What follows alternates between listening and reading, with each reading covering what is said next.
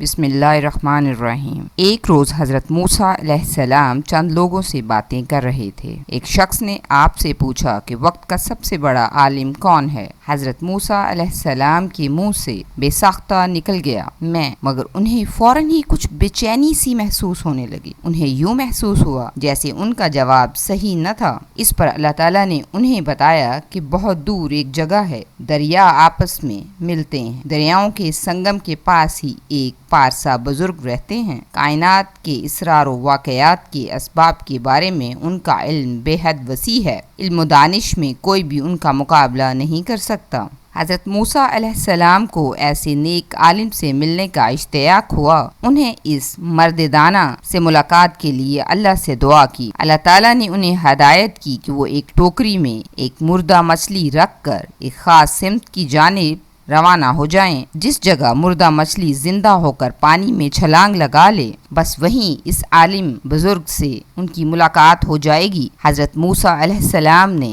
ایک مردہ مچھلی لی، اسے ٹوکری میں ڈالا اور اپنے وفادار خادم کو ہمراہ لے کر اس دانا بزرگ کی تلاش میں نکل کھڑے ہوئے۔ چلتے چلتے وہ بہت تھک گئے تھے۔ اتنے میں انہیں دو دریاؤں کا سنگم نظر آیا۔ وہ رک گئے اور ایک قریبی چٹان پر بیٹھ گئے۔ انہوں نے مردہ مچھلی والی ٹوکری زمین پر رکھ دی اور کچھ دیر سستانے لگے۔ لیٹتے ہی ان کی آنکھ لگ گئی۔ کچھ دیر بعد ان کے غلام کی آنکھ ذرا پہلے کھل گئی۔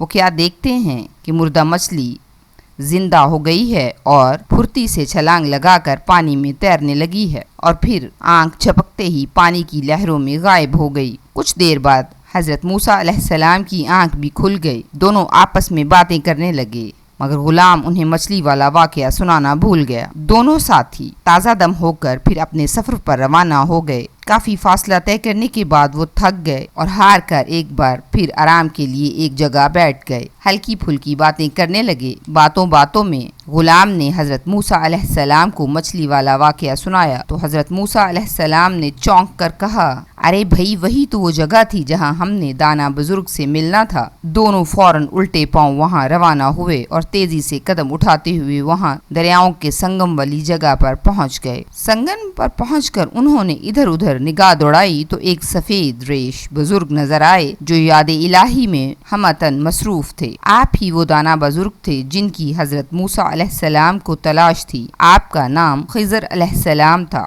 اللہ تعالیٰ نے آپ کو علم و دانش عطا کیا تھا۔ جب وہ بزرگ نماز سے فارغ ہوئے تو حضرت موسیٰ علیہ السلام نے اپنے خادم انہیں آرام سے سلام کیا تو حضرت موسیٰ علیہ السلام اور ان کے غلام نے انہیں نہایت ادب سے سلام کیا۔ حضرت موسیٰ علیہ السلام نے انہیں بتایا کہ وہ دور دراز سے ان کی ملاقات کے لیے حاضر ہوئے ہیں۔ وہ کچھ عرصہ ان کے ساتھ رہنا چاہتے ہیں تاکہ ان کے وسیع علم اور تجربے سے فائدہ اٹھا سکیں۔ اس پر حضرت خضر علیہ السلام نے کہا، انہیں ڈر ہے کہ ایسا شاید ممکن نہ ہو، کیونکہ ان کے ساتھ قیام کے دوران حضرت موسیٰ علیہ السلام بے صبری کا مظاہرہ کر سکتے ہیں۔ وہ ہر بات پر بلا وجہ شک و شبہ کر کے ان پر بے معنی سوالات کی بچھاڑ کر سکتے ہیں، جس سے علم و دانش حاصل کرنے کا معاملہ نازک صورتحال اختیار کر سکتا ہے۔ حضرت موسیٰ علیہ السلام نے یقین دلایا کہ وہ احتیاط اور تحمل اور صبر کا مظاہرہ کریں گے۔ انہوں نے حضرت خضر علیہ السلام کی تمام شرائط اور ہدایات پر سختی سے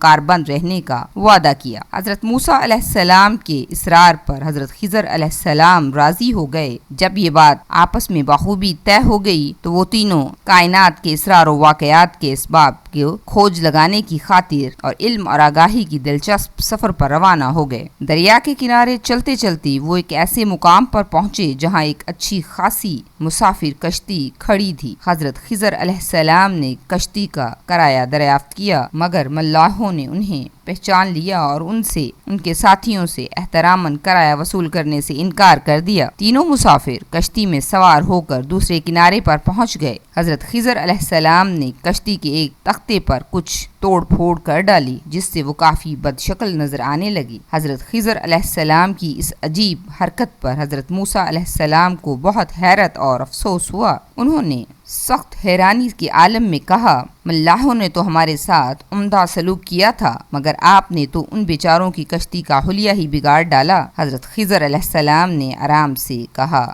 میں نے کہا تھا کہ آپ میرے ساتھ صبر و تحمل سے نہ چل سکیں گے۔ حضرت موسیٰ علیہ السلام نے معذرت کرتے ہوئے کہا، میں تو اپنا معاملہ بھول ہی گیا تھا۔ انہوں نے وعدہ کیا کہ وہ آئندہ احتیاط کریں گے۔ وہ تھوڑی ہی دور گئے تھے کہ راستے میں ایک میدان دکھائی دیا۔ میدان میں چند بچے کھیل رہے تھے۔ حضرت خضر علیہ السلام نے آتے ہی ایک بچے کو پکڑ لیا اور اسے وہیں مار ڈالا۔ یہ دیکھ کر حضرت موسیٰ علیہ السلام پر کپ کپی طاری ہو گئی۔ ان کے صبر کا پیمانہ لبریز ہو چکا تھا۔ انہوں نے حیرت اور ہمدردی میں ڈوبی ہوئی آواز میں پوچھا، آپ نے اس معصوم بچے کو ناحق مار ڈالا ہے، کیا یہ ظلم نہیں ہے؟ حضرت خضر علیہ السلام بولے، میں نے کہا تھا آپ ان پر پر اسرار باتوں کے بارے میں بلا وجہ پوچھ گچھ سے باز نہیں آئیں گے۔ حضرت موسیٰ علیہ السلام نے پھر سے معذرت پیش کی۔ آپ نے کہا، اگر انہوں نے تیسری بار ایسی غلطی کی تو مرد دانا کو پورا اختیار ہوگا کہ انہیں اکیلا چھوڑ کر اپنی راہ لیں۔ کچھ وقفے کے بعد انہوں نے علم و بصیرت کا